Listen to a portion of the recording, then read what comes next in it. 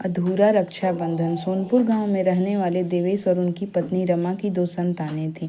बड़ा बेटा अर्णित और उससे 5 साल छोटी बहन आराध्या। दोनों भाई बहन का रिश्ता पूरे गांव में मिसाल माना जाता था। अर्णित अपनी बहन को कभी अकेला नहीं छोड़ता था। स्कूल जाना हो, मेले में घूमना हो या किसी से उसकी छोटी सी भी शिकायत हो, अर्णित हमेशा उसके सामने ढाल बनकर खड़ा हो जाता। आराध्या भी अपने भाई के बिना एक पल नहीं रहती थी। हर रक्षाबंधन पर वह कहती, भैया मुझे किसी महंगे उपहार की ज़रूरत नहीं, बस हमेशा मेरा साथ मत छोड़ना। अर्णित हंसकर कहता, जब तक सांस चलेगी तेरी रक्षा करूँगा। समय बीतता गया। अर्णित ने इंजीनियरिंग की पढ़ाई पूरी की और शहर में नौकरी करने लगा, लेकिन हर महीने घर आकर सबसे पहले अपनी बहन से मिलता। वह उसकी पढ़ाई का पूरा खर्च उठाता और कहता, तुझे इतना पढ़ाऊँगा कि किसी के सामने कभी झुकना ना पड़े। आराध्या भी मेहनत से पढ़ाई करती और अपने भाई को अपना सबसे बड़ा आदर्श मानती थी। एक दिन रक्षाबंधन से ठीक 2 दिन पहले अर्णित छुट्टी लेकर घर लौट रहा था। रास्ते में उसकी बस का भयानक हादसा हो गया। खबर गांव पहुंची तो पूरे परिवार पर दुखों का पहाड़ टूट पड़ा। देवेश और रमा की चीखें सुनकर पूरा गांव इकट्ठा हो गया। आराध्या बार बार एक ही बात कह रही थी, मेरा भैया मुझे छोड़कर नहीं जा सकता।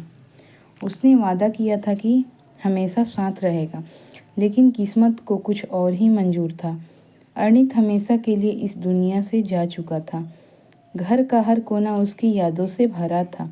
उसकी किताबें, उसकी घड़ी, उसकी मुस्कुराती हुई तस्वीर और वह अधूरी राखी जो आराध्या ने उसके लिए खरीद कर रखी थी।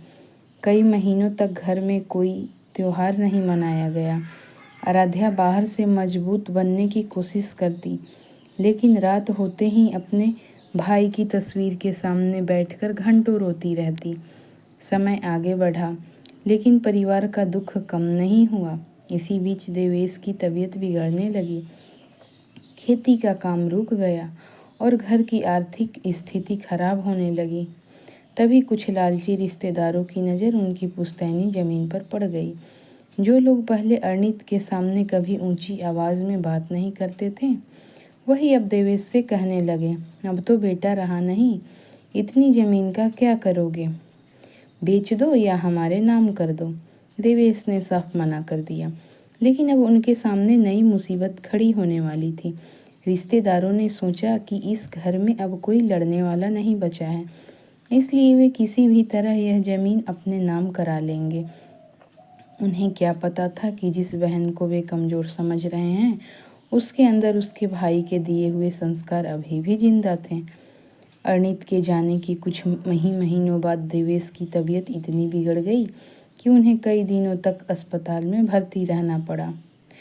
घर की सारी जिम्मेदारी अब आराध्या और उसकी माँ रमा के कंधों पर आ गई। रिश्तेदारों को यही मौका चाहिए था।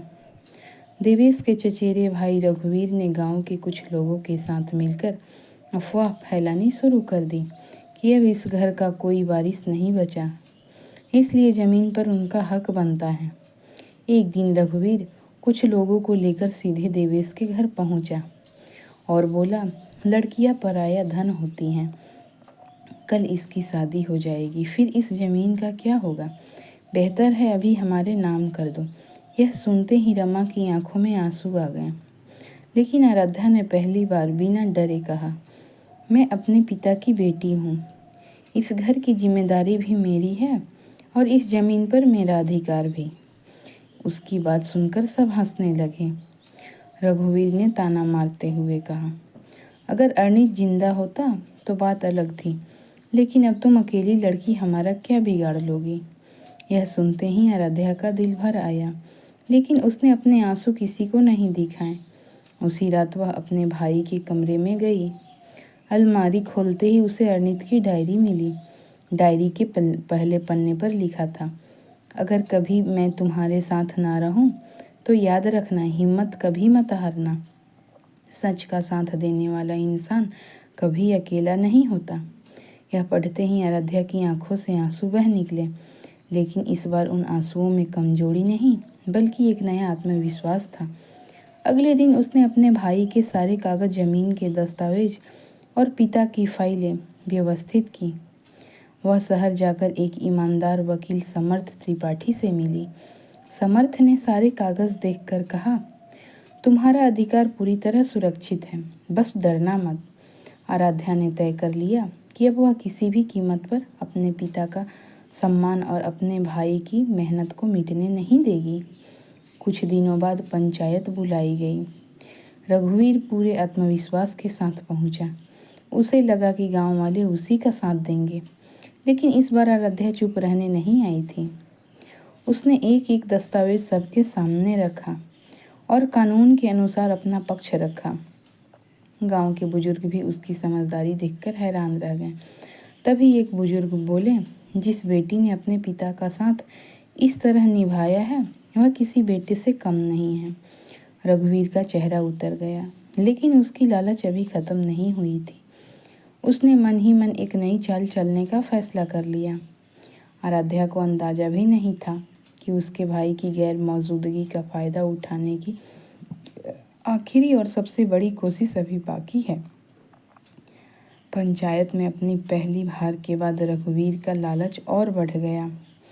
उसने कुछ लोगों के साथ मिलकर नकली कागज तैयार करवाने की कोशिश की और गांव में यह अफवाह फैलानी शुरू कर दी कि देवेश ने अपनी जमीन उसके नाम कर दी है। जब यह बात आराध्या तक पहुंची तो माँ रमा घबरा गई। उन्होंने कहा, बेटी, हम इन लोगों से नहीं जीत पाएंगे। अगर तेरा भाई अरनित आज जिंदा होता तो कोई हमारी तरफ आंख उठाकर भी नहीं देखता। आराध्या ने माँ का हाथ पकड़कर कहा, माँ, भैया नहीं हैं, लेकिन उन्होंने मुझे डर कर जीना नहीं सिखाया। आज मैं वही करूँगी जो भैया करते।